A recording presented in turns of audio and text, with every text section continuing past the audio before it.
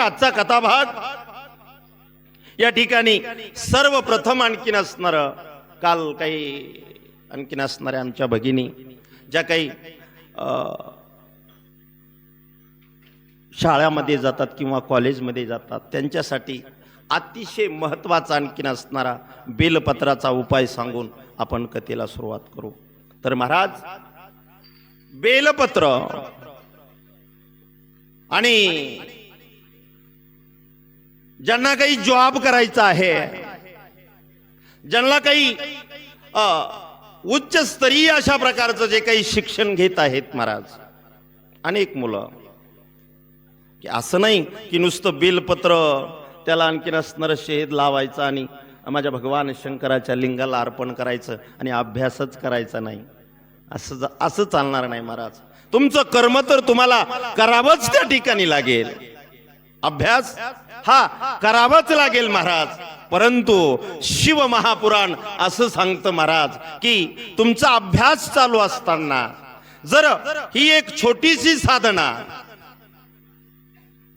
साधना अतिशय सोपी आणि ती जर तुम्ही तुमच्या जीवनामध्ये त्याचं जर तुम्ही त्या साधनेचं आचरण जर केलं महाराज, तर ते काही और सांगितलेलं आहे महाराज। त्याचं महत्व खूप आणखीन असणार त्या ठिकाणी सांगितलेलं आहे। म्हणून मी असे काही पुरावे आणखीन असणार तुम्हाला त्या ठिकाणी देईल, बरेच असे काही पुरावे आपल्याला त्या ठिकाणी देता येतील की कुणी आणखीन असणार याचा प्रयोग केला आणि कुणाकुणाला त्या ठिकाणी जॉब लागले। मी तर 4-5 दिवसापूर्वीच सांगून गेलो महाराज, देवडी येथील तन्वी कांबळे नावाची आणखीन असणारी मुलगी महाराज, ज्या वेळेस एप्रिल मध्ये देवडी येथे आणखीन असणारी कथा झाली महाराज, आणि हाच उपाय तिला सांगितला होता महाराज बेलपत्राचा, आणि तिने तलाट्याची आणखीन असणारी तिची तयारी चालू होती महाराज। परीक्षा त्या ठिकाणी जवळ आलेली होती आणि तिने हा उपाय त्या ठिकाणी केला, आणि ज्या वेळेस आपल्या इथं कथा चालू झाली 4-5 दिवस होऊन गेले, त्याच दिवशी तिचा फोन आला की महाराज मी पास झाले आणि मला तलाट्याची नोकरी त्या ठिकाणी लागली। तर उपाय कसा करायचा आहे महाराज? हे बेलपत्र आहे, याचा जो काही आतला चिकना भाग आहे, आतला या मधल्या पानाला तुम्हाला शहद म्हणजे मध आणखीन असणारा लावायचा आहे महाराज। सर्वप्रथम एक तांब्या भरून त्याच्यामध्ये एक अख्खा आणखीन असणारा तांदळ टाकून माझ्या भगवान शंकराच्या मंदिरामध्ये यायचं आहे। ज्या वेळेस तुमची परीक्षा 90 दिवसावर आलेली आहे, 3 महिन्यावर त्या ठिकाणी आलेली आहे, तेव्हापासून हा प्रयोग करायचा आहे। तेव्हापासून जल आणखीन असणार व्हायचंय महाराज। कुणी? त्या विद्यार्थ्यानं किंवा ज्यांचं शिक्षण झालंय, त्यांना जॉब त्या ठिकाणी मिळत नाही, नोकरी त्या ठिकाणी मिळत नाही, त्यांनी आणखीन असणारा हा उपाय करायचा आहे महाराज। उपाय अतिशय सोपा आहे, परंतु जल अभिषेक रोज आणखीन असणारा करायचा आहे, पाणी रोज घालायचं आहे, मध लावून रोज बेलपत्र चिटकवायचं नाही महाराज। फक्त प्रत्येक सोमवारी आणखीन असणारा हा उपाय करायचा आहे, आणि अशा पद्धतीने आणखीन असणारं तुम्हाला पाणी घालायचे। पाणी घालण्याची पद्धत आता जवळपास सर्वांच्या पाठ झाली म्हटलं तरी काही वावगं ठरणार नाही, कारण आपण रोज एक वेळच सांगतो की जल त्या ठिकाणी कसं अर्पण करायचं आहे। तर प्रथम जल गणेशाला, दुसरं कार्तिक स्वामी, तिसरी अशोक सुंदरी, चौथं आणखीन असणारं माझ्या पार्वतीचं हस्तकमल, आणि मग उत्तरेकडे मुख करून बसायचं आहे। तुम्हाला इथं उभं राहायचंय, परंतु जिथं शक्ती शिवलिंग असेल महाराज तिथं आणखीन असणारं दक्षिणेकडे यायचंय, उत्तरेकडे मुख करून बसायचंय, आणि मग माझ्या भगवान शंकराच्या लिंगावर अगदी स्लो मध्ये त्या ठिकाणी धार लावायची। पाणी घालून पूर्ण त्या ठिकाणी झालं की मग या खालच्या पानाला आणखीन असणारं शहद म्हणजे मध आणखीन असणारा लावायचा आहे। त्या अगोदर तुम्हाला मी याचं आणखीन असणारी माहिती सांगतो की याच्यावर कोणाकोणाचं आणि कसं वास्तव्य आहे महाराज। तर पहा, हे बेलपत्र आहे महाराज, या ठिकाणी भगवान विष्णू आहेत, या ठिकाणी जगाची उत्पत्ती करणारा ब्रह्मदेव आहे, आणि हे माझे भगवान शंकर आहेत महाराज। या तिन्ही पानाच्या मधला जो काही भाग आहे ती जगन्माता पार्वती जगन्माता महालक्ष्मी आणि जगन्माता सावित्री त्यांचं तिथं वास्तव्य आहे. आणि बाकीची जी काही दांडी आहे या दांडीवर 33 कोटी देवाचं वास्तव्य आहे. म्हणून तुम्हाला या मधल्या पानाला आणखीन असणारा जे विद्यार्थी दशेमध्ये आहे, जे जॉबच्या नोकरीच्या शोधामध्ये आहेत महाराज, भरपूर आणखीन असणार त्या ठिकाणी नाना प्रकारचे कष्ट घेतले तरीही जॉब लागत नाही, उच्च कोटीचं शिक्षण घेतलंय तरीही जॉब लागत नाही, त्यांनी हा उपाय करायचा आहे महाराज. त्यांनी हा उपाय करायचा आहे. इथं मध लावायचा आहे. आणि ज्या वेळेस भगवान शंकराचं लिंग आहे, ही दांडीचा टोक असा वरती राहायला पाहिजे महाराज. आता इथं शिवलिंग आहे, हे पहा. अशा पद्धतीनं आणखीन असणारं दांडी वरती राहिली पाहिजे. आणि लिंगाला हे शहद लावलेलं पान, मध लावलेलं पान लिंगाला चिटकवायचं आहे. आणि श्री शिवाय नमस्तुभ्यमचा जप आणखीन असणारं त्या विद्यार्थ्यांना किंवा जे जॉबच्या शोधामध्ये आहेत, नोकरीच्या शोधामध्ये आहेत, त्यांनी आणखीन असणारं त्या ठिकाणी करायचं आहे. आता तुम्ही म्हणाल याला काही पुरावा, तर याला पुरावा मी दुसऱ्याचा देणार नाही, माझ्या स्वतःचा देईल. माझा मुलगा 13 महिन्यापूर्वी केशव महाराजांनी, त्यावेळेस मी सांगितला नव्हता त्याला हा प्रयोग, तर केशव महाराजांना हा प्रयोग सांगितला. त्याचं शिक्षण तर तेच होतं महाराज. कोणतं? कॉमर्स घेतलेलं होतं अमोल सर. त्यांनी कॉमर्स त्याचं पूर्ण झालेलं होतं आणि जॉब नव्हता महाराज. 13 महिन्यापूर्वीची गोष्ट सांगतो तुम्हाला. आणि ज्या वेळेस त्याला हा 90 दिवसाचा प्रयोग सांगितला, 90 दिवसामध्ये फक्त सोमवारी आणखीन असणारा हा प्रयोग त्या ठिकाणी करायचा आहे. आणि पाणी दर दिवस घालायचंय. तो राहायला पुण्यामध्ये आहे, धायरीमध्ये, जिथं धायरेश्वराचं महान जुनाट अशा प्रकारचं मंदिर आहे महाराज धायरेश्वराचं. तो रोज सकाळी तिथं पाणी घालण्याकरता जातो. आणि ज्या वेळेस त्याला हा उपाय करायचा सांगितला, 90 दिवसाचा नियम करून दिला महाराज. फक्त 15 दिवस त्याने आणखीन असणार 2 ते 3 सोमवारीच आणखीन असणारा हा प्रयोग केला. 15 दिवस हा प्रयोग केल्याच्या नंतर त्याला जॉब मिळाला महाराज. कुठं? ICICI बँक यामध्ये गेल्या वर्षी जॉब मिळाला. सुरुवातीला पेमेंट 16,500 होतं महाराज. परंतु केशव महाराजांनी सांगितलं की 1 वर्ष झालं की तू 25च्या पुढे जाशील. तर आज त्याला 25,640 रुपये माझ्या मुलाला पेमेंट आहे महाराज. आणि तो कशामुळं लागला? मी तरी म्हणेल की फक्त या बेलपत्रामुळं. त्यासाठी रात्रीच आपण आणखीन असणारं सांगून गेलो की त्यासाठी श्रद्धा खूप महत्वाची महाराज, भाव खूप आणखीन असणारा महत्वाचा आहे. म्हणून जे विद्यार्थी आणखीन असणारे असतील, जे जॉबच्या शोधामध्ये असतील किंवा ज्यांना आणखीन असणारं उच्च कोटीचं शिक्षण घ्यायचंय, कुणी एका मार्कावून आणखीन असणारे कितीतरी विद्यार्थीत महाराज, CA करणारे, BHMS करणारे, ते MBBS करणारे विद्यार्थी एका मार्कावून जातात महाराज. असे कितीतरी लोक आता या कामाला लागलेत महाराज. विज्ञानाला सुद्धा हे मान्य करावं लागलं महाराज, कारण त्याचे रिझल्टच त्या ठिकाणी तसे आहेत. म्हणून सर्वांनी आणखीन असणारं जे मुलं आहेत, जे शिक्षण घेत आहेत, काय चाललंय तुमचं त्यामध्ये? काहीच नाही ना महाराज. फक्त पूजा केलेलं झाड असावं, त्याचं बेलपत्र तोडायचं आहे आणि प्रत्येक सोमवारी तुम्हाला फक्त ते करायचं आहे विद्यार्थ्यांना. का? तर आपल्याला उच्च कोटीचं शिक्षण आणखीन असणार प्राप्त व्हावं. आणि ज्या करता आपण शिक्षण घेतोय ते फल आणखीन असणार आपल्या पदरामध्ये पडावं.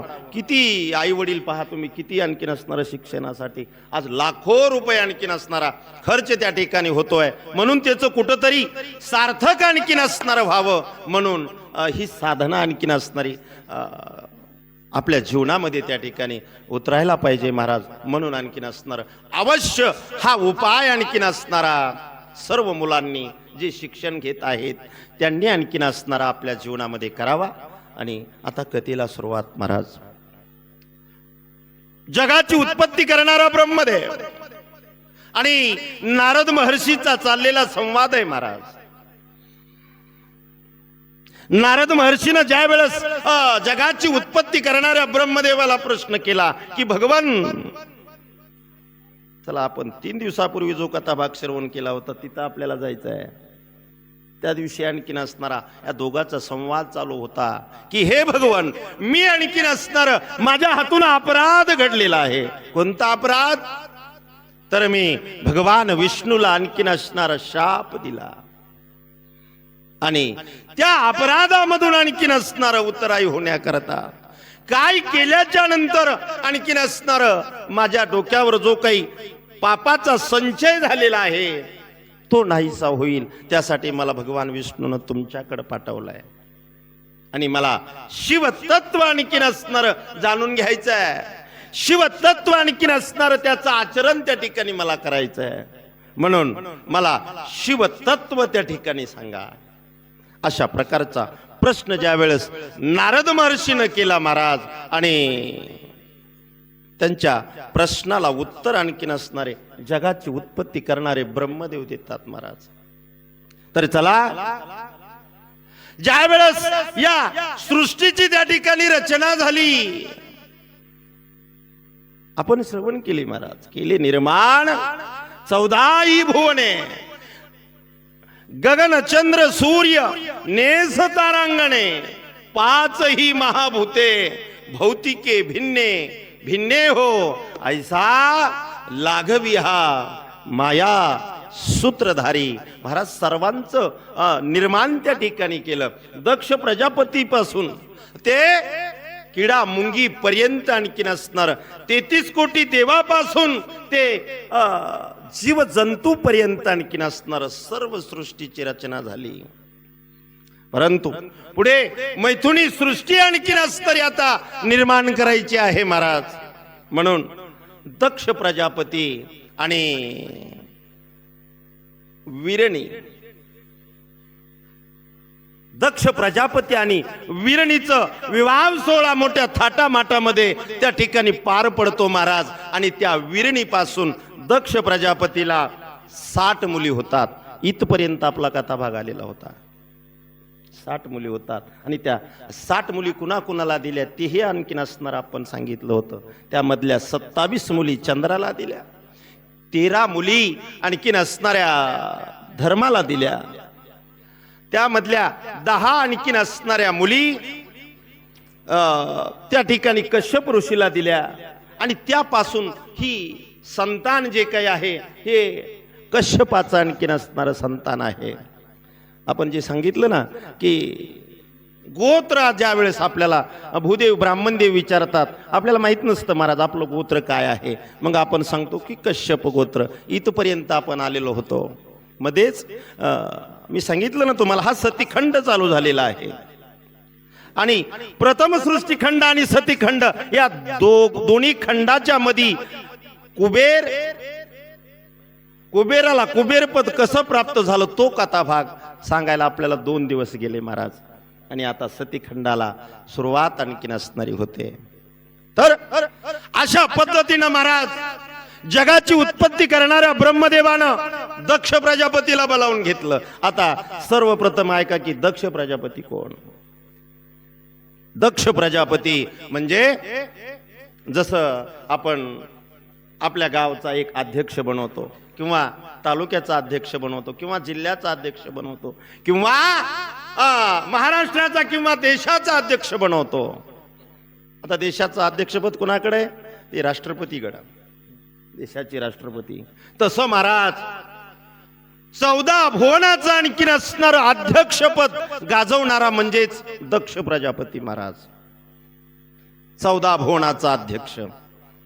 भगवान विष्णूला सुद्धा त्या अध्यक्ष पदाला नमन करावं लागत होतं महाराज. जगाची उत्पत्ती करणारा ब्रह्मदेव त्याचाच मुलगा आहे दक्ष प्रजापती. परंतु ज्या वेळेस तो सिंहासनावर असेल आणि त्या ठिकाणी सभा असेल महाराज, तर त्यावेळेस ब्रह्मदेवाला सुद्धा त्याला नमन करावं लागत होतं. हा अधिकार दक्ष प्रजापतीचा होता महाराज. आणि अशा दक्ष प्रजापतीला जगाची उत्पत्ती करणाऱ्या ब्रह्मदेवानं बोलावून घेतलं महाराज. आणि सांगण्यात आलं दक्ष प्रजापतीला की सर्व सृष्टीचं निर्माण झालंय. भगवान विष्णूला लक्ष्मी प्राप्त झालेली आहे. मी जगाची उत्पत्ती करणारा ब्रह्मदेव, मला सावित्री आणखीन असणारी प्राप्त झालेली आहे. परंतु भगवान शंकर आणखीन साधनेमध्येच आहेत महाराज. त्यांचा विवाह आणखीन झालेला नाही, तर आणखीन असणारा त्यांचं विवाह कार्य पूर्ण त्या ठिकाणी होण्याकरता हे दक्ष प्रजापती जी काही जगदंबा आणखीन असणारी आहे, तिचं अवतार कार्य आणखीन असणाऱ्या सृष्टीवर निर्माण होणं हे अतिशय महत्वाचं आहे, अतिशय गरजेचं त्या ठिकाणी आहे. म्हणून तू काय कर म्हटले, जगदंबेची साधना कर, जगन्माता पार्वतीची आणखीन असणारी साधना कर आणि साधना करून तपश्चर्या करून त्या ठिकाणी जगदंबेला प्रसन्न करून घे. आणि ज्या वेळेस जगदंबा तुझ्यावर प्रसन्न होईल त्यावेळेस मग तू तिच्याकडे वरदान माग. काय माग तर, हे जगदंबे, हे जगन्माते, जगाच्या कल्याणाकरता, जगताचा उद्धार करण्याकरता हे जगदंबे तू माझ्या पोटी आणखीन असणारा जन्म घे, तू माझ्या अंगणामध्ये खेळ बागड, तू माझ्या अंगा खांद्यावर त्या ठिकाणी खेळ, अशा प्रकारची साधना कर. जगाची उत्पत्ती करणाऱ्या ब्रह्मदेवाचा ज्या वेळेस दक्ष प्रजापतीला आदेश मिळाला महाराज, आणि ब्रह्मदेवाची आज्ञा शिरवंद्य मानून, कारण दक्ष प्रजापतीलाही आनंद झाला महाराज की जी विश्वाची आई आहे, जी त्रिदेव जननी आहे, ब्रह्मा विष्णू आणि महेश यांची जी माता आहे, हे आलं ना लक्षात. कोणा म्हणाल की ते कसं, तर मी सांगितलंय महाराज ते, हा सर्वांच्या लक्षामध्ये. चला, जी त्रिदेव जननी आणि ती जर माझ्या पोटी जन्म घेत असेल तर माझ्यासारखा भाग्यवान या त्रिजगतामध्ये दुसरा कोण आहे महाराज. जोपर्यंत चंद्र सूर्य आहेत तोपर्यंत या पृथ्वी तलावर जन्माला येणारा प्रत्येक जीव तो माझी वाखाणणी करेल. त्याला कळेल की मी कोण आहे, मी कुणाचा बाप आहे, माझ्या पोटी कुणी जन्म घेतला. आनंद होतो महाराज त्याला, दक्ष प्रजापतीला. आणि त्याच क्षणी दक्ष प्रजापती महाराज तपश्चर्या करण्याकरता हिमालय नावाच्या पर्वतावर जातो महाराज, जिथं माझ्या भगवान शंकरानं साधना केलेली होती, ज्याला गंगा अवतरण क्षेत्र म्हटल्या जातं महाराज. अशा हिमालयाच्या पाठारावर जाऊन दक्ष प्रजापती साधना करण्याकरता बसतो महाराज. अतिशय खरतड आणखीन असणारी साधना, अतिशय खरतड आणखीन असणार तप. एक पायावर उभा राहायचंय महाराज, एक पायावर उभा राहायचंय. किती दिवस राहायचंय त्याचाही तपास नाही ना. ज्या वेळेस ती आपल्यावर प्रसन्न होईल तेव्हा कुठं साधना बंद होणार महाराज. जोपर्यंत जगदंबा प्रसन्न त्या ठिकाणी होत नाही तोपर्यंत साधना करायची महाराज. आणि निश्चय केला आणि दक्ष प्रजापती हिमालयाच्या पाठारावर येतो आणि त्याची साधना सुरू होते महाराज. आणि मग तो मंत्र आणखीन असणारा जपल्या जातो महाराज. सर्व मंगल मांगल्ये शिवे सर्वार्थ साधिके शरण्ये त्र्यंबके गौरी नारायणी नमस्तुते. तुमच्या गावामध्ये ठाण आहे महाराज, ते साक्षात जगदंबेचं आणखीन असणं. तुळजाभवानीजीला म्हटल्या, तिला असंख्य अशा प्रकारचे नाव आहेत महाराज, हजारो नाव आहेत. अशा जगदंबेची साधना आणखीन असणारा दक्ष प्रजापती त्या ठिकाणी करू लागला महाराज. हो, 1 वर्ष का 2 वर्ष, शिव महापुराण सांगतं की 3000 वर्ष दक्ष प्रजापती साधना करतोय महाराज. 3000 वर्षाचा काळ आणखीन असणारा लोटून गेला, साधना करतोय जगदंबेची. आणि ज्या वेळेस 3000 वर्ष पूर्ण होतात आणि जगदंबा त्याच्यावर प्रसन्न होते महाराज, उमा त्याच्यावर प्रसन्न होते, जगन्माता पार्वती दक्ष प्रजापतीवर प्रसन्न होते. जगन्माता सती जिला म्हटल्या जातं ती माझ्या दक्ष प्रजापतीवर प्रसन्न होते आणि त्याच्या समोर प्रगट होते महाराज. दक्ष, डोळे उघड, मी तुझ्या समोर उभा आहे, माग काय हवंय तुला. त्यावेळेस दक्ष प्रजापती डोळे उघडून पाहतो महाराज आणि जगदंबेचं ते स्वरूप आणखीन असणारं पाहिलं. हजारो चंद्राचं तेज जिच्या शरीरावर शीतल अशा प्रकारचं, सूर्याचं नाही बरं का, हजारो चंद्राचं तेज माझ्या जगदंबेच्या आणखीन असणाऱ्या शरीराचं त्या ठिकाणी प्रकाश आणखीन असणारा पडला. आणि त्यावेळेस दक्ष प्रजापतीनं अनेक स्तोत्र त्या ठिकाणी माझ्या जगदंबेची गायली महाराज, अनेक स्तोत्र गायली,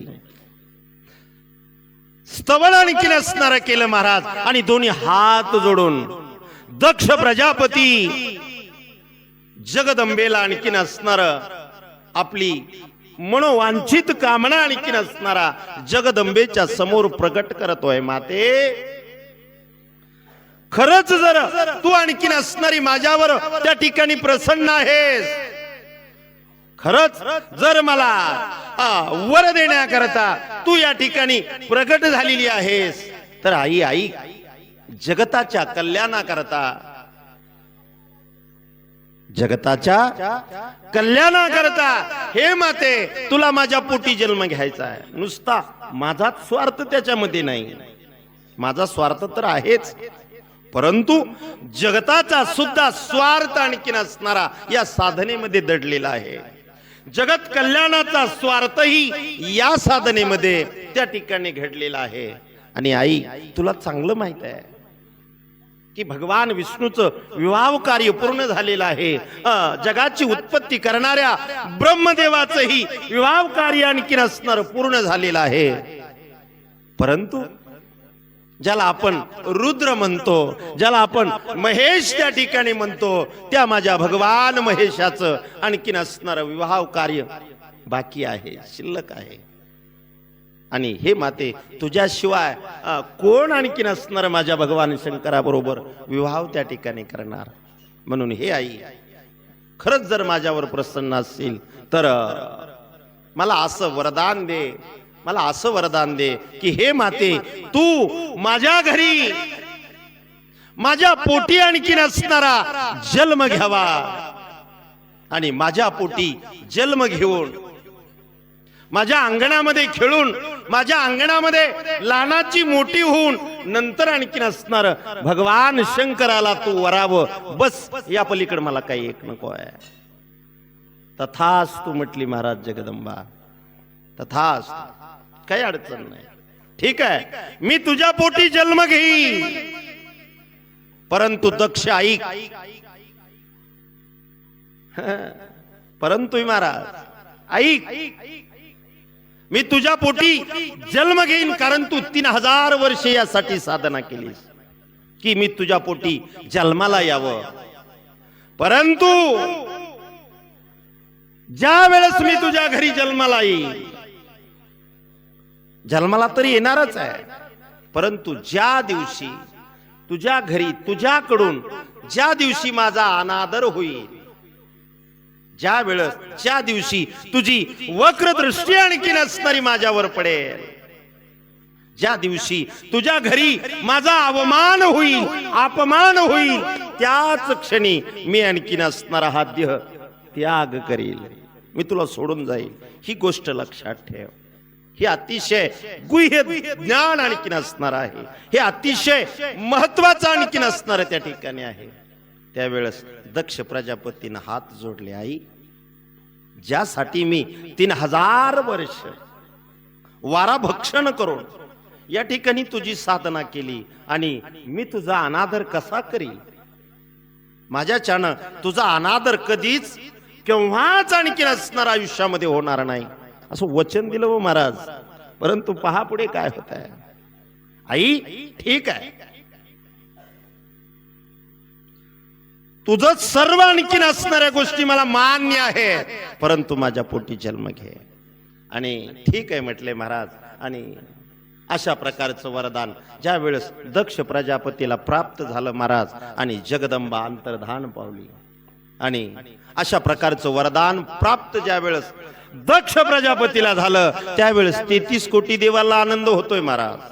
दक्ष प्रजापतीवर पुष्पांचा वर्षाव आणखीन असणारा त्या ठिकाणी आणखीन असणारे सर्व देव करतात. आणि अशा प्रकारचं वरदान प्राप्त करून दक्ष प्रजापती महाराज कणखल नावाच्या ग्रामामध्ये येतो, जी त्याची नगरी आहे, जे त्याचं राज्य त्या ठिकाणी आहे. महाराज कणखल कुठं आहे ते, तर हरिद्वार आणि पुष्कर या दोन्हीच्या मध्यभागी कणखल नावाची आणखीन असणारी नगरी आज तगायत आपल्याला पाहण्याकरता त्या ठिकाणी मिळते. महाराज चला पुढे.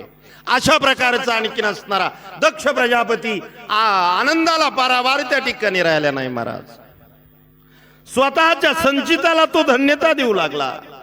आजचा दिवस माझ्यासाठी खूप महत्वाचा आहे.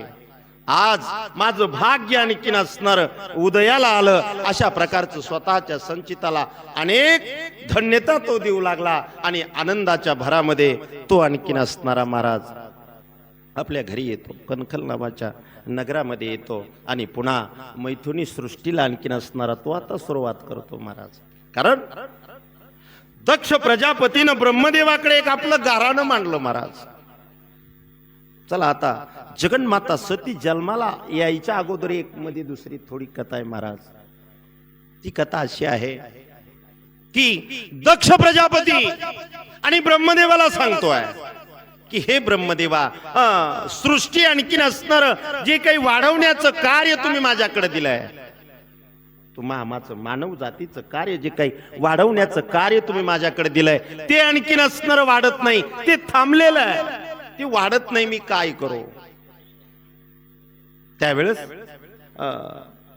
जगाची उत्पत्ती करणारा ब्रह्मदेवानं आणखीन असणार जे ज्ञान त्यासाठी हवं होतं ते ज्ञान आणखीन असणार दक्ष प्रजापतीला दिलं. महाराज आणि पुढं दक्ष प्रजापतीनं ब्रह्मदेवानं जे काही गुह्य ज्ञान आणखीन असणार दिलं. गुह्य ज्ञान कोणचं? तर त्याला सांगितलं की आता मैथुनी सृष्टीला आणखीन असणार त्या ठिकाणी सुरुवात करा. त्याशिवाय मानव आणखीन असणारे मानवामध्ये वाढ त्या ठिकाणी होणार नाही.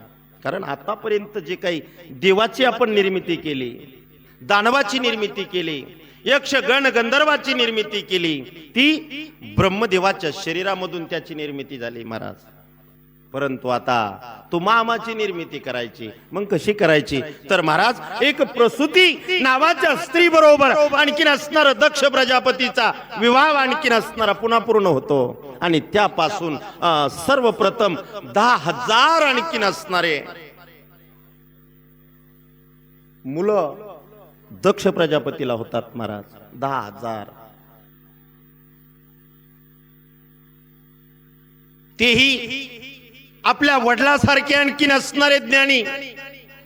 आणि ज्या वेळेस 10,000 मुलाची उत्पत्ती त्या ठिकाणी होते आणि 10,000 मुलं जन्माला आल्याच्या नंतर दक्ष प्रजापती त्यांच्यावर कार्य सोपवतो की तुम्हाला आता या सृष्टीच्या निर्माण कार्यामध्ये आणखीन असणारा सहयोग द्यायचा आहे, सहयोग करायचा आहे. सृष्टीचं निर्माण कार्य म्हणजे काय? तर मानवाची उत्पत्ती करायची ना. महाराज आता सर्व विश्व तर निर्माण झालंय, परंतु त्याचा त्या ठिकाणी प्रचार आणि प्रसार कुणी करायचा? देव तर आहे हो, परंतु त्याला दर्शनाकरता कुणी आलं पाहिजे, त्याचं महत्व जगासमोर मांडायला पाहिजे. बरं महत्व सांगणारा जरी असला ऐकणारे बी पाहिजेत ना. सर्व गोष्टी आणखीन असणाऱ्या त्या ठिकाणी लागतात. म्हणून चला अशा प्रकारची ज्या वेळेस 10,000 मुलाची आणखीन असणारी उत्पत्ती झाली महाराज आणि 10,000 मुलं त्या ठिकाणी जन्माला येतात आणि आपल्या वडिलाला साष्टांग नमस्कार दक्ष प्रजापतीला करतात. दक्ष प्रजापती त्यांच्यावर कार्य सोपवतो. त्या अगोदर त्यांनी तपश्चर्याला आणखीन असणार तुम्ही जा असं दक्ष प्रजापतीनं ज्या वेळेस सांगितलं आणि ते साधना करण्याकरता 10,000 मुलं निघाले. महाराज कुठं गेले? तर महाराज नारायण नावाचं एक सरोवर आहे. आता पहा नारायण नावाचं सरोवर कुठं आहे? जिथं सिंधू नदी आहे. महाराज सिंधू नदी, जी सिंधू नदी आपल्या भारत देशामधून पाकिस्तान मध्ये त्या ठिकाणी प्रवेश करते, तिथं जिथं समुद्र आणि सिंधू नदीचा संगम आहे तिथंच एक नारायण नावाचं एक उत्तम अशा प्रकारचं सरोवर म्हणजे तलाव आहे महाराज. नारायण नावाचं एक सुंदर अशा प्रकारचं क्षेत्र आहे. तिथं हे 10,000 मुलं येतात महाराज, साधना करतात. साधना त्यांची पूर्ण होते आणि आता ते साधना करून घरी येणार एवढ्यामध्ये नारायण आले महाराज. कोण? नारद महर्षीचं आगमन होतं महाराज तिथं. म्हटले हे दक्ष प्रजापतीच्या मुलांनो, किती महाभयानक अशा प्रकारची तुम्ही साधना आणखी नसणारी केली आणि आता कुठं निघालेला आहात. त्यावेळेस त्यांनी सांगितलं की आम्हाला सृष्टीच्या रचनेचं कार्य त्या ठिकाणी आमच्या वडिलांनी आमच्यावर सोपवलंय. जगाची उत्पत्ती आम्हाला करायची, मैथुनी सृष्टीचं निर्माण कार्य आणखी नसणार त्या ठिकाणी आम्हाला करायची. यासाठी कार्य तुम्ही साधना केली. नारद महर्षी म्हणतात यासाठी तुम्ही एवढी खटाटोप आणखी नसणारा केला. त्या भानगडीमध्ये तुम्ही पडू नका. आता त्या मुलांना वाटलं जगाची उत्पत्ती करणाऱ्या ब्रह्मदेवाचा हा पुत्र आहे, भगवान विष्णूचा हा लाडका भक्त आहे आणि तो आपल्याला ज्ञानदान देतोय, आपण याचं ऐकायला पाहिजे. महाराज त्या नारद महर्षीने सांगितलं की इथं नारायण नावाचं सरोवर आहे, त्यामध्ये तुम्ही स्नान करा. बस बाकीचं काही सांगितलं नाही त्यांनी. आणि ज्या वेळेस ते 10,000 मुलं त्या नारायण सरोवरावर स्नान करतात महाराज, स्नान केल्याबरोबर वैराग्य नावाची जी काही वस्तू आहे, ज्ञान, वैराग्य आणि भक्ती, ह्या 3 गोष्टी ज्या काही महत्वाच्या आहेत महाराज. भक्ती तर अगोदरच त्यांच्यामध्ये होती, ज्ञानही होतं, परंतु वैराग्य प्राप्त झालेलं नव्हतं महाराज. आणि ज्या वेळेस नारायण नावाच्या सरोवरामध्ये स्नान त्या ठिकाणी त्या 10,000 मुलांनी केलं महाराज, आणि स्नान केल्याबरोबर त्यांना वैराग्य प्राप्त झालं महाराज. आणि विसरून गेले ते आपण कशासाठी जन्माला आलोत. आपल्याला मैथुनी सृष्टी त्या ठिकाणी निर्माण करायची आहे, हे आपलं काम आहे का? नाही. आपल्याला तर वैराग्य त्या ठिकाणी प्राप्त झालंय आणि निघून जातात महाराज ते मुलं. कुठं? जसं एखाद्या आईच्या पोटी एखादा हिरा जन्माला येतो महाराज, माझ्या ज्ञानेश्वर माऊली सारखा, आणि तो विवाह करत नाही महाराज. काय करतो? तो संन्यास धारण करतो आणि स्वतःच हित आणखीन असणार त्यामध्ये साधून घेतो. हे संन्यासाचं जीवन आहे महाराज.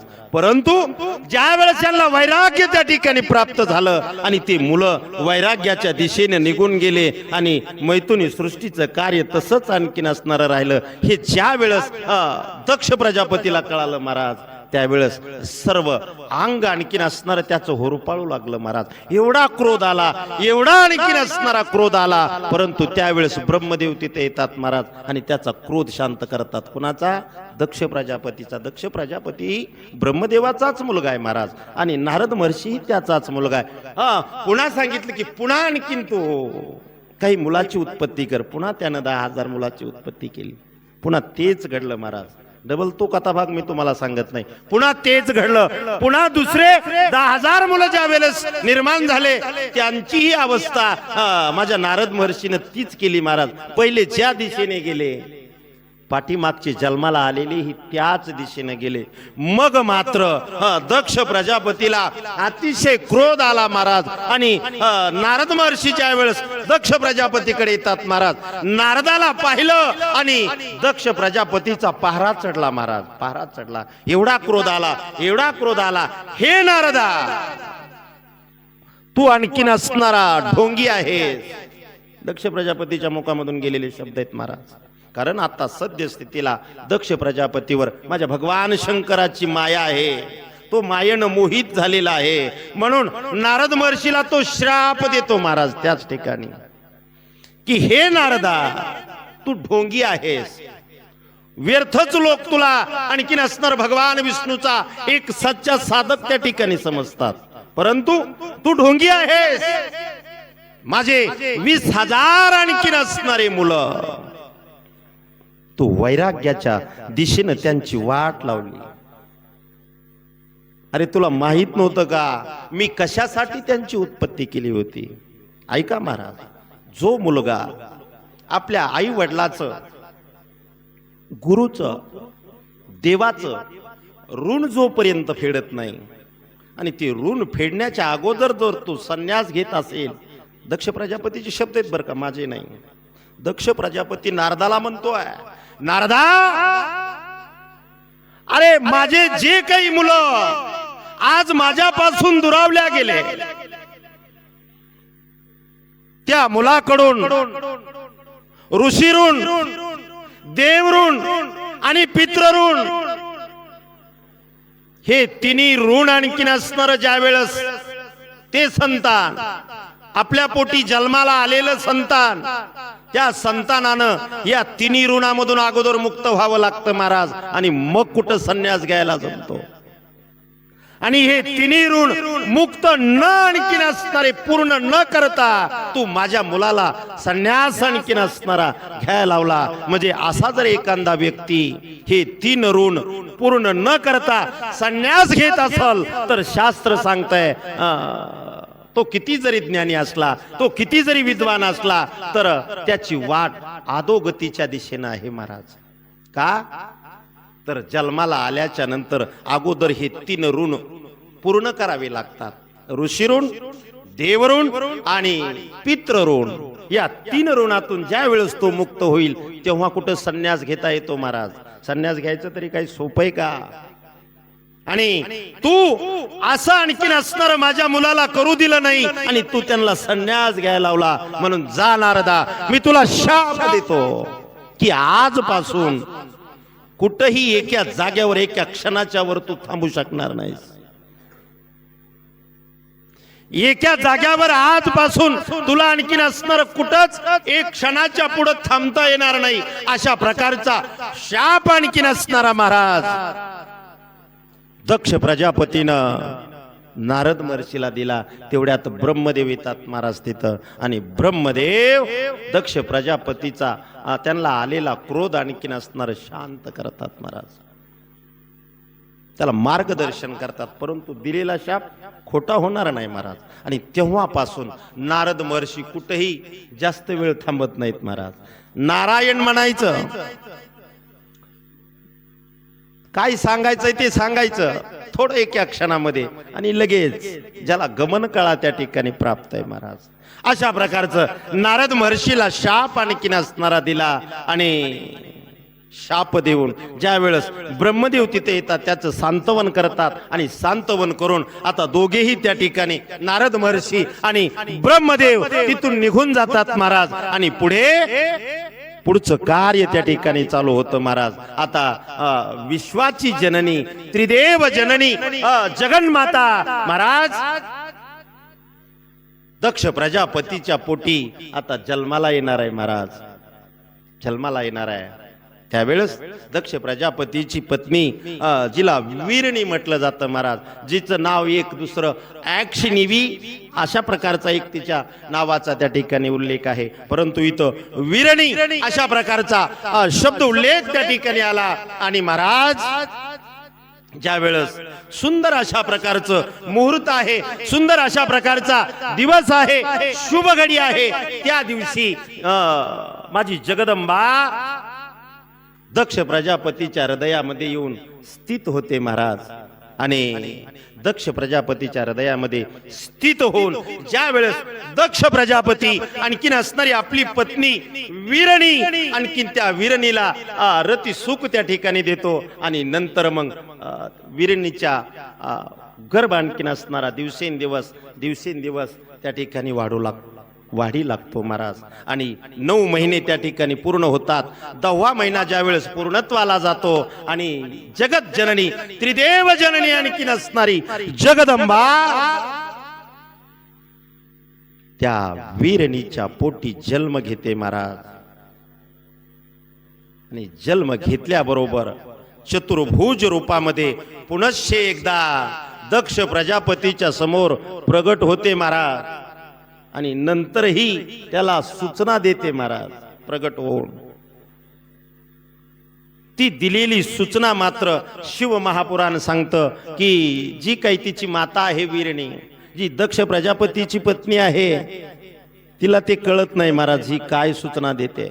ही चतुर्भुज रूपामध्ये प्रगट आहे का ही तिला आणखीन असणारं दिसत नाही. आणि ती चतुर्भुज रूपामध्ये प्रगट होऊन दक्ष प्रजापतीला पुन्हा सूचना देते की हे दक्ष, तुझं जे काही मनोवांछित आणखीन असणारी तुझी इच्छा होती ती आज पूर्ण होते. आज मी तुझ्या घरी जन्माला येते, परंतु पुन्हा सांगते की ज्या दिवशी तुझ्या घरी माझा अनादर होईल त्या दिवशी मी माझा देह आणखीन असणारा त्याग करील. त्यावेळेस दक्ष प्रजापतीनं हात जोडले महाराज, आणि हात जोडल्याबरोबर चतुर्भुज रूपामध्ये असणारी जगदंबा बाल्यावस्थेमध्ये आणखीन असणारी प्राप्त होते आणि वीरणी मातेच्या आणखीन असणार मांडीवर त्या ठिकाणी खेळू लागते महाराज. त्यावेळेस सर्व त्यांच्या दासदाशा त्या ठिकाणी येतात महाराज. सर्वांना माहीत होतं की दक्ष प्रजापतीच्या पोटी कन्या रत्न आणखीन असणार प्राप्त झालं, म्हणून मोठा आनंद उत्साह आणखीन असणारा त्या ठिकाणी होतो महाराज. 12 दिवस पूर्ण होतात. 12व्या दिवशी तिला पाळण्यामध्ये त्या ठिकाणी घालण्यात येतं आणि नामकरण सोहळा त्या ठिकाणी मोठ्या थाटामाटामध्ये पार पडतो महाराज. सुवासिनी स्त्रिया त्या ठिकाणी येतात. त्या दिव्य बालकाला, त्या कन्येला आणखीन असणार पाळण्यामध्ये घालतात आणि तिचं नाव प्रथम उमा म्हणून आणखीन असणार तिला त्या ठिकाणी झोका देतात महाराज. पुढे तिला सर्व लोक सतीही म्हणू लागले महाराज. अशा प्रकारची सती आता दिवसेंदिवस लहानाची मोठी आणखीन असणारी होऊ लागली महाराज दक्ष प्रजापतीच्या घरी. ज्या वेळेस आता उमा 5 वर्षाची होते, सती 5 वर्ष ज्या वेळेस तिचं वय होतंय महाराज, आणि 5 वर्षाचं वय झाल्याच्या नंतर रांगोळीमध्ये माझ्या भगवान शंकराचं चित्र आणखीन असणारी ती रेखाटू लागली महाराज. ज्या वेळेस हुबेहूब भगवान शंकराचं चित्र सती रांगोळीमध्ये रेखाटते त्यावेळेस दक्ष प्रजापतीला आनंद होतो महाराज. जे मला पाहिजे त्याच पद्धतीनं सर्व कार्य त्या ठिकाणी चालू आहे महाराज. म्हणून दक्ष प्रजापतीला आनंद त्या ठिकाणी होतोय. आणि अशा पद्धतीनं उमा आता लहानाची मोठी होऊ लागली महाराज. उमेचं वय आता 14 वर्षाचं झालेलं आहे महाराज. 14 वर्षाची उमा झाली. आणि पहा महाराज, 14 वर्षाची ज्या वेळेस उमा म्हणजे सती झाली महाराज, त्यावेळेस सतीनं नंदा नावाचं व्रत केलं महाराज. नंदा व्रत बऱ्याच स्त्रिया करतात महाराज. नंदा व्रत असेल, पशुपती व्रत असेल, नंदा नावाचं व्रत आश्विन मासामध्ये ऐका 12 महिन्याचं व्रत आहे. नंदा नावाचं जे काही व्रत आहे, जे माझ्या सतीनं केलंय, कशा करता केलंय की भगवान शंकर पती रूपामध्ये आणखीन असणार माझ्या जीवनामध्ये मला प्राप्त व्हावा यासाठी नंदा नावाचं व्रत 12 महिन्याचं आहे. आणि ते सतीनं केलं महाराज. सती करते आश्विन मासामधली चतुर्दशी म्हणजेच मासिक शिवरात्री, त्या दिवशी आणखीन असणार नंदा नावाचं व्रत चालू केलं महाराज. किती दिवस केलं? 12 महिने आणखीन असणार केलं. पहिल्या दिवशी आश्विन मास आहे आणि शुद्ध अशा प्रकारची चतुर्दशी आहे महाराज. आणि त्या चतुर्दशीच्या दिवशी सती भगवान शंकराची साधना करते महाराज. पूर्ण साधना झाली. जल त्या ठिकाणी अर्पण केलं. कसं तुम्ही करतात तसं जल आणखीन असणारं अर्पण केलं. 108 बेलपत्र आणखीन असणारे त्यावर आणखीन असणारे समर्पित केले महाराज. 108 तांदूळ, 108 मूग, 108 जव, 108 काली मिरची म्हणजे काळे मिरे, 108 काळे तीळ, हे त्या व्रताचं आणखीन असणार जी काही सामग्री आहे ती या पद्धतीनं आहे महाराज. आणि अशा प्रकारचे माझ्या भगवान शंकराला अर्पण केले. आणि महिन्याच्या शेवटी अश्विन महिना ज्या वेळेस संपतो महाराज, कधी संपतो? अमावस्याला आणखीन असणारा संपतो. आणि अमावस्याच्या आदल्या दिवशी जी मासिक शिवरात्री असते त्या दिवशीचं हे व्रत आहे. त्या दिवशी ही सर्व सामुग्री आणखीन असणार जल अर्पण करून माझ्या भगवान शंकराचा शृंगार आणखीन असणारा केला। ही सर्व सामुग्री आता जी काही सांगितली ती आणखीन असणारी समर्पित केली आणि नमः शिवाय हा मंत्र सतीने आणखीन असणारा त्या ठिकाणी गायला महाराज। ओम अगोदर नाही हा, नमः शिवाय नंतर प्रणव ज्याला आपण ओम म्हणतो। नमः शिवाय ओम नमः शिवाय अशा प्रकारचा 12 महिने रात्र आणि दिवस दिन रजनी तिथं थांबायचं नाही महाराज। रात्र आणि दिवस 12 महिने या मंत्राचा आणखीन असणारा जाप केला आणि पहिल्या दिवशीचा नैवेद्य सती आणखीन असणारी वाहते महाराज। काय तर पहिल्या दिवशी गुड गुड म्हणजे गुळ गुळ भात आणि नमक या 3 वस्तू आणखीन असणाऱ्या या 3 वस्तूचा नैवेद्य माझ्या भगवान शंकराला त्या ठिकाणी दाखवला आणि अशा प्रकारे तिनं साधना चालू केली महाराज। 12 महिने त्यामध्ये 3 ऋतू येतात महाराज, उन्हाळा पावसाळा आणि हिवाळा। ज्या ज्या ऋतूमध्ये वेगळा वेगळा ऋतू आहे त्या वेगळ्या वेगळ्या ऋतूमध्ये त्या त्या पद्धतीनं आणखीन असणार माझ्या जगन्माता सतीनं माझ्या भगवान शंकराची आणखीन असणारी साधना केली महाराज। आणि ते व्रत पूर्ण आणखीन असणार ज्यावेळेस पूर्णत्वाला जाऊ लागलं अश्विन महिन्यामध्ये चालू केलंय। अश्विन कार्तिक मार्गशीर्ष पौष माघ फाल्गुन चैत्र वैशाख ज्येष्ठ आषाढ श्रावण आणि भाद्रपद। आणि भाद्रपद महिन्याच्या अमावस्याच्या आदल्या दिवशी जी मासिक शिवरात्री येते त्या मासिक शिवरात्रीला त्या व्रताची सांगता करणार। एवढ्यामध्ये 12 महिन्याचं व्रत आहे महाराज। 12 महिन्याची साधना आणखीन असणारी सतीची 33 कोटी देवांनी पाहिली महाराज। चतुरानन ब्रह्मदेवानं पाहिली, भगवान विष्णूनं आणखीन असणारी पाहिली आणि सर्वजण जगन्माता सतीची वाखाणणी करू लागले महाराज। तिची स्तुती आणखीन असणारे करू लागले आणि सर्वच जण एकत्रित येऊन कैलासामध्ये जातात महाराज आणि भगवान शंकरापुढं साकडं घालतात की किती वेळ आणखीन असणारी तुम्ही परीक्षा घ्याल। कारण माझा भगवान शंकर प्रत्येकाची परीक्षा घेतो महाराज, प्रत्येकाची परीक्षा घेतो आणि परीक्षेमध्ये जर तो खरोखरच उत्तीर्ण होतोय त्याच वेळी आणखीन असणार त्या ठिकाणी दर्शन आणखीन असणार देतो। ज्या वेळेस सर्वांनी घरानं मांडलं की सती जगन्माता सती तुमचा धावा करते आहे, 12 महिने आणखीन असणारे पूर्ण झालेले आहेत, आता तुम्ही त्यांना दर्शन द्यायला हवं आणि तिच्या बरोबर विवाह आणखीन असणारा त्या ठिकाणी निश्चित करायला हवा। अशा प्रकारची सर्व 33 कोटी देवांनी भगवान शंकराकडे त्या ठिकाणी विनंती केली महाराज। त्या अगोदर इकडं दक्ष प्रजापती आणि त्या दक्ष प्रजापतीला महाराज एक स्वधा नावाची आणखीन असणारी मुलगी होती महाराज। स्वधा टाइम झालाय का? थोडा राहिला आपला टाइम, झाला म्हणायचं पण 5 मिनिटांमध्ये स्वधाचं चरित्र आणखीन असणार सांगून आपण कथेला पूर्ण विराम देऊ। स्वधा ही दक्ष प्रजापतीची मुलगी आहे महाराज। जन्मताच जिच्या शरीरावर आणखीन असणारे श्वेत वस्त्र आहेत महाराज, पांढरे वस्त्र। कोणही स्वधा तर ही स्वधा म्हणजे दक्ष प्रजापतीची कन्या आणि ज्याला आपण आपले पित्र म्हणतो ना महाराज, पित्र, त्या पित्रांची आणखीन असणारी पितरांची पत्नी आहे स्वधा। ज्या वेळेस आपल्या घरामध्ये काहीतरी उथलपुथल होते महाराज आपल्या संसारामध्ये आणि मग आपण एखाद्या विद्वान ब्राह्मणाकडे जातो, जसं राजेवाडीला आणखीन असणारे काही ब्राह्मण आहेत, त्यांच्याकडे गेल्याच्या नंतर ते सर्व काही सांगतात। असे बरेच ब्राह्मण आहेत महाराज। ज्या वेळेस आपल्या घरामध्ये भांडणं होतात, नाना प्रकारचे आणखीन असणारे विघ्न आपल्या घरामध्ये येऊ लागतात, त्यावेळेस आपण एखाद्या ब्राह्मणाकडे जातो आणि ब्राह्मणाकडे गेल्याच्या नंतर तो ब्राह्मण आपल्याला सांगतो की तुमच्या घराला पितृदोष आहे। मग तुम्ही काय करा, नारायण नागबली करा, लगेच सांगून टाकतात ते नारायण नागबली करा.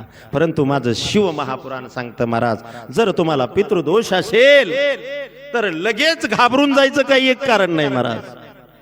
पितृदोष जर तुम्हाला असेल तर घाबरून जाऊ नका. एखाद्या ब्राह्मण जर तुम्हाला भेडसावत असेल तर चिंता करू नका महाराज, डायरेक्ट घरी या. तुमच्या जीवनामध्ये जर माझ्या भगवान शंकराची साधना असेल, तुम्ही नित्य नेमानं जर माझ्या भगवान शंकराला जल अर्पण करत असाल, नित्य नेमानं माझ्या भगवान शंकराचं नामस्मरण जर तुमच्या मुखामधून होत असेल महाराज, तर पितृदोष तुमचं काहीच वाकडं करू शकत नाही. घाबरून जाऊ नका, घरी या. एक आखा तांदूळ घ्या, फक्त एक. आता पितृदोष कसा जातो, कसे आपल्याला लोक भेडवतात महाराज आणि लगेच त्र्यंबकेश्वरला लावतात. नारायण नागबली करणं हे वाईट नाही महाराज, हे चांगलं आहे.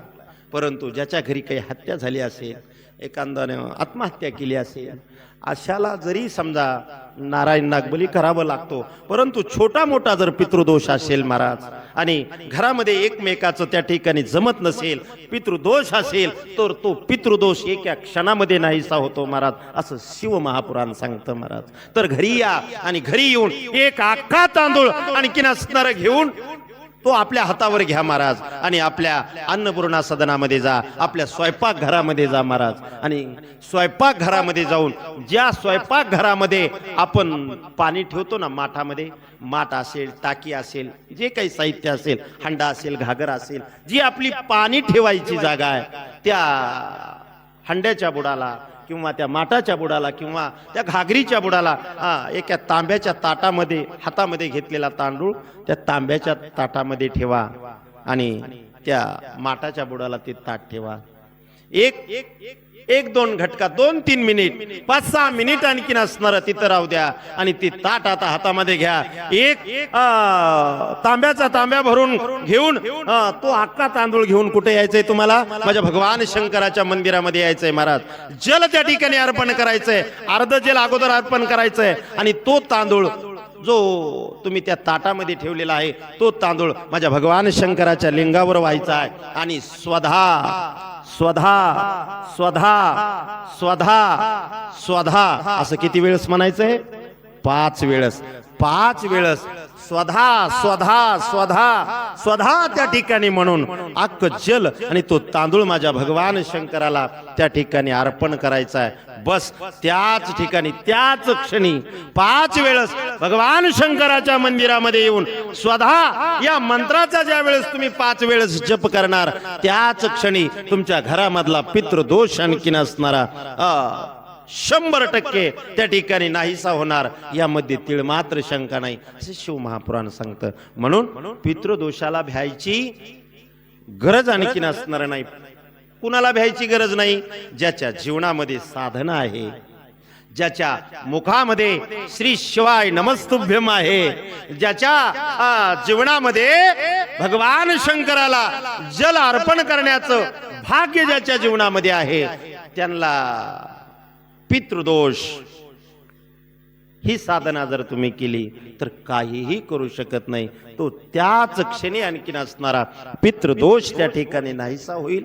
महाराज उद्या ही सुंदर कथा आहे. उद्या सती आणि देवादिदेव महादेव भगवान शंकर यांचा विवाह सोहळा होईल आणि पुढे सतीचं कार्य, सतीच्या ज्या काही कथा आहेत त्या आणखीन असणाऱ्या अतिशय मोहक अशा प्रकारच्या काही कथा तर डोळ्यामधून घळघळा अश्रुपात होतील महाराज, अशा आणखीन असणाऱ्या माझ्या जगन्माता सतीच्या कथा आपल्याला आता पुढे ऐकायला त्या ठिकाणी मिळणार आहेत.